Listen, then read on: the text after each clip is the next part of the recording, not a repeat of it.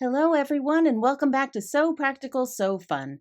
Today, we're talking all about presser feet. So, if you've ever wondered what feet you can use on your machine, this video is for you. For instance, what's the difference between metal and plastic?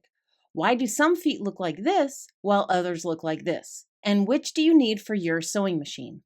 When shopping for presser feet, you'll need to know the difference between low shank and high shank machines. The shank is the metal bar that holds the presser feet. The basic rule is that if you have a standard home sewing machine, whether a starter model like this or a higher end like this Juki, they all use low shank presser feet. So first, let's start simple. They're called presser feet because they press down the fabric when you're sewing. Different feet help you do different things, like zippers, sewing buttons, edge or top stitching, and buttonholes. So these are all low shank presser feet.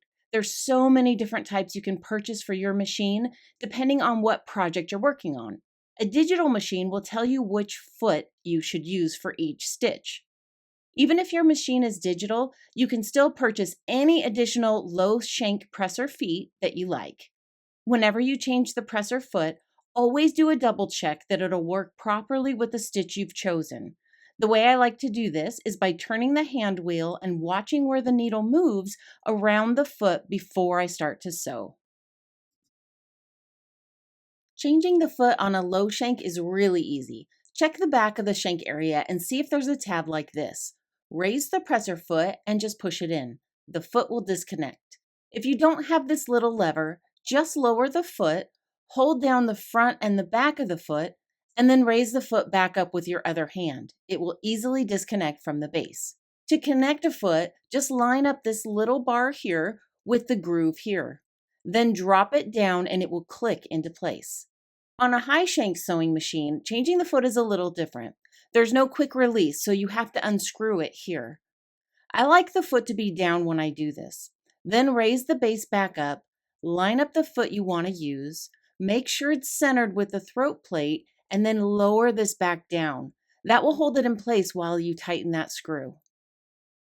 Fun fact, if your machine threads the needle from the left to the right like this, that usually means it's a high shank. And if it threads from the front to the back like this, that means it's a low shank. There are so many other fun accessories you can get for your sewing machine once you know what type of foot your machine uses. If you're shopping for presser feet online, always check the listing for low shank or high shank. And also check out my description below for links to my favorite presser feet sets and accessories. I hope this helped you understand your presser feet a little better. Let me know in the comments what kind of presser fit you want to get next. I'd love to hear what projects you're working on. Thanks so much for watching. See you in the next video.